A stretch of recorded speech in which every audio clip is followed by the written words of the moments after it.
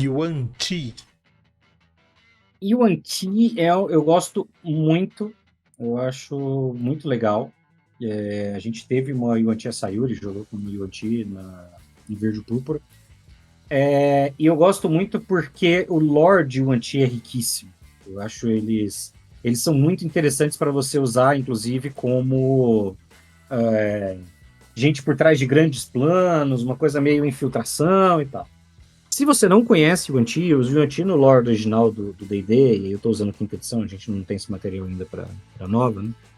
Eles são um império do passado, eles eram originalmente humanos, e aí em algum momento esses caras sucumbiram à própria grandeza. Era um império poderoso demais, que adorava algumas divindades cobras, algumas divindades com tema de cobra, por assim dizer, e que estavam ali ouvindo aquelas divindades cobra ali. Os caras falando, cobra é legal, ser cobra é massa. Vocês deveriam ser cobra é bom demais. Tipo a galera dos impostos. Eles tudo cobra. Os caras estavam lá, pô, vida de cobra é massa demais, cara. Já viu como é que é a vida de cobra e tal? E aí, eventualmente, eles começam a convencer esses caras a fazer uns rituais, eles começam a fazer uns rituais profanos de transformação em cobra.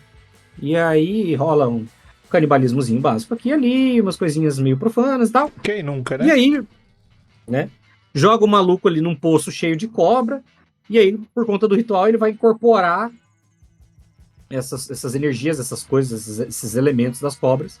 E aí eles vão se tornando variantes em diferentes graus de cobra. Né? Então, existem diferentes taxas de sucesso, vamos dizer assim, em termos de proporção de transformação.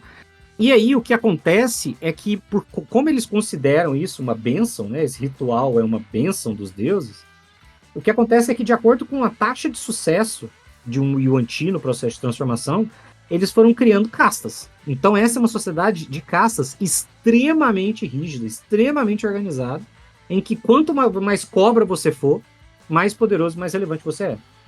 Então, você tem basicamente 6 níveis hierárquicos. Né? O que está acima, o mais no topo, são os Anátema, que são uns Yuan-Tis que, quando passam por esse ritual, passam por uma transformação surreal, assim, eles viram cobras enormes, com 6 cabeças, com garras e tal. E aí, isso é considerado uma bênção de nível extremamente elevado. Em geral, eles são tratados quase como semideuses. Então, se você tem um anátema em uma determinada cidade, o Yuan-Ti, ele vai ser visto como um semideus, ele vai ser o líder. Depois vem as abominações, que são os caras que viraram bastante cobra. Eles ainda têm bracinho e tal, mas de resto é só uma cobrona grande. Depois vem os malditos, os amaldiçoados, na verdade. Em inglês acho que é Malison. Que são menos ofídicos do que as abominações, mas eles são mais relevantes do que a casta abaixo. Que são o que eles chamam de puro sangue. Que é os puros sangue são basicamente humanos que ganharam duas características. Assim, tem umas escamas na pele, tem um olhinho de cobra, tem uma linguinha, tem uma presinha. Alguns são sogras, outros são fofoqueiros. Exatamente. Então, assim, a vasta maioria da sociedade são os puros sangue, mas são basicamente eles não decidem nada. Então é uma enorme maioria, mas eles não decidem nada. Quem decide são os líderes, que são basicamente todo mundo que está acima deles. E aí, abaixo deles, vocês têm os Broadguards, que são basicamente uns humanos, que os caras nem se deram o trabalho de submeter a ritual complicado, não. Só toma aí uma poçãozinha de virar cobra, e aí eles viram homens cobra muito fortes, mas burrões. E tem uma pele mais resistente com as escamas e tal, não sei o quê. E abaixo de todo mundo estão os escravos. É uma sociedade escravista. E, em geral, eles são sempre de outra espécie. Quando eu falo que é um sistema de castas, eu tô falando de um negócio estupidamente rígido. Né? O lore vai te falar que, assim, não é tipo a escravidão grega, que o escravo poderia eventualmente ascender com a bênção do senhor dele, ou ele poderia ser... Não. Você é um escravo. Os Yuan-Tis tratam qualquer um que não seja Yuan-Ti como uma de duas coisas. Ou é uma ameaça, ou é carne.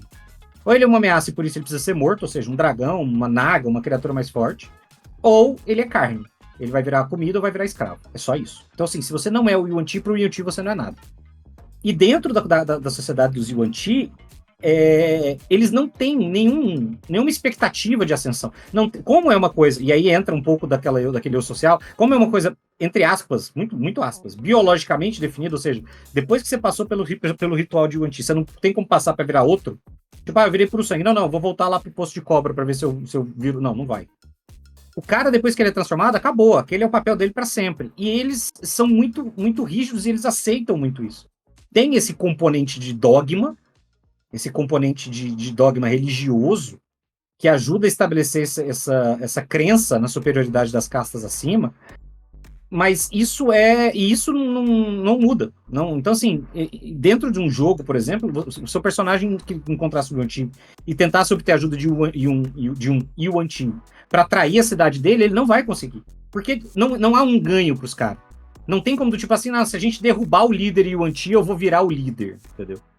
Não tem. E o cara, você fala assim, não, mas você é uma abominação, eu vou te ajudar e a gente vai derrubar o anátema. Ele vai falar assim, mas por que eu derrubaria um semideus do cargo dele? Os deuses deram ele para guiar a gente, por que eu faria isso? Então, assim, esse aspecto eu acho que é muito importante e eu acho que é uma coisa que você pode pegar e usar tanto nos Yuan-Ti como em sociedades emprestadas disso. Se você quiser incorporar esses elementos em outros, dá para você fazer isso. Uma sociedade de castas que seja extremamente rígida, que acredite naquele modelo de castas e que naturalmente vai ser muito estranho para qualquer sociedade que não seja assim. Eu acho que esse é um reflexo natural que você vai ter. Qualquer sociedade que tenha, qualquer personagem que venha de uma sociedade flexível, a gente vai falar isso mais à frente, mas enfim, ele vai ver isso como um problema. Então eu acho que, se você quiser usar os Yuan-Ti são criaturas eminentemente malignas, eles não têm, eles são, a descrição é basicamente uma sociedade inteira composta de psicopatas. Então o processo de evolução deles como império, de transformação deles em Yuan-Ti, incorporou a abolição de qualquer tipo de empatia ou de emoção, de simpatia. Então eles são voltados para um objetivo específico, que é a reconstrução do império deles, que caiu. E eles são eminentemente malignos, mas eles são uma sociedade, e justamente por causa da herança que eles têm em termos de império, de estrutura, etc., e da capacidade deles de se organizar e dessa rigidez hierárquica, é que eles são muito poderosos. Então, assim, não é uma coisa para você usar banalmente, novamente. Não é uma coisa do tipo, você encontrou o Yuan-Ti andando na caverna, entendeu? Tipo, cara, se tem um Yuan-Ti andando na caverna, isso é um problema para qualquer pessoa que mora na região. Não é uma coisa banal. Pode ser que daqui a pouco comece a sumir gente. Os caras vão começar a pegar gente para levar de escravo lá pro subsolo. Os Yuan-Ti são inspirados no povo serpente, nos estigianos do Conan, que por sua vez são inspirados nos egípcios. Por Sim. isso que a maioria das vezes as indumentárias deles são similares à dos antigos egípcios. Você vê ali até na imagem central, ele está usando uma kopeth, né, que é aquela espada curva, que é meio foice, meio espada, assim, que é bem tradicional dos egípcios. E toda essa deificação, né, das serpentes vem também, muitas vezes, ali dos egípcios, né, que tinham em alguns locais, em alguns templos, tinham essa adoração por serpentes, por ser um animal comum da área do próprio Egito. Então, Tanto é que no lore dos Yuan-Ti, eles usam, um dos deuses que eles mencionam é Set. Assim, tá? Tem uma outra redação de nome, mas é tipo, Seth, é tipo 2 S, E, T, H. Mas é uma variação, né? Exatamente. E aí, essa questão de caças é interessante, até se você for pensar em outras sociedades do nosso mundo real, assim, como hindus, né? O pessoal da Índia tem ainda esse sistema de caças vigente, que eu acho que não existe uma transição, né? Não existe uma transição também na própria, por mais que não é uma questão biológica, igual você estava falando do Yuan-Ti, não tem como um cara que é full cobra. Você não, quero virar só semi-cobra. E aí, no caso dos hindus, eu acho que simplesmente o cara ou é Brahmani ou é qualquer um dos outros caças lá, que eu não vou lembrar o nome. Não tem migração também. Então, não sei no caso dos Yuan-Tis, mas nos indianos, por exemplo, existe uma certa restrição, inclusive, de relacionamento, né? Relacionamento, tipo, eu não converso com alguém que não seja da minha casa. O cara é inferior a mim e o cara não merece nem minha atenção. Então você pode também implementar esse tipo de restrição, esse tipo de extremismo na sua aventura, assim, dependendo. E aí, no caso, por exemplo, igual que a gente tá falando da Sayuri que jogou com uma Yuan-Ti, no caso dela era uma Pure Blood, né, uma por sangue, ela poderia ter alguma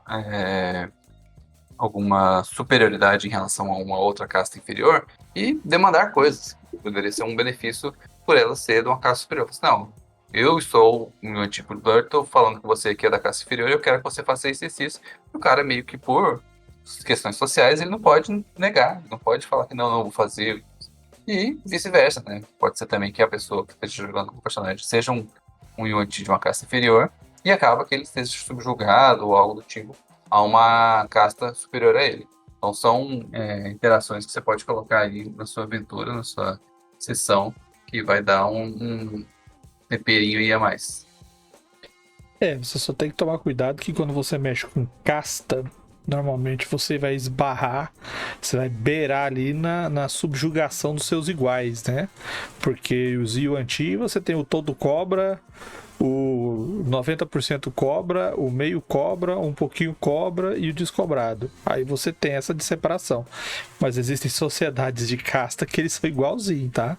Então você vai beirar aí numas questões mais ligadas a moral, né? Vai ligar mais a parte de tratamento humano. Então, você pode atingir um gatilho, você pode perder o tom, toma cuidado.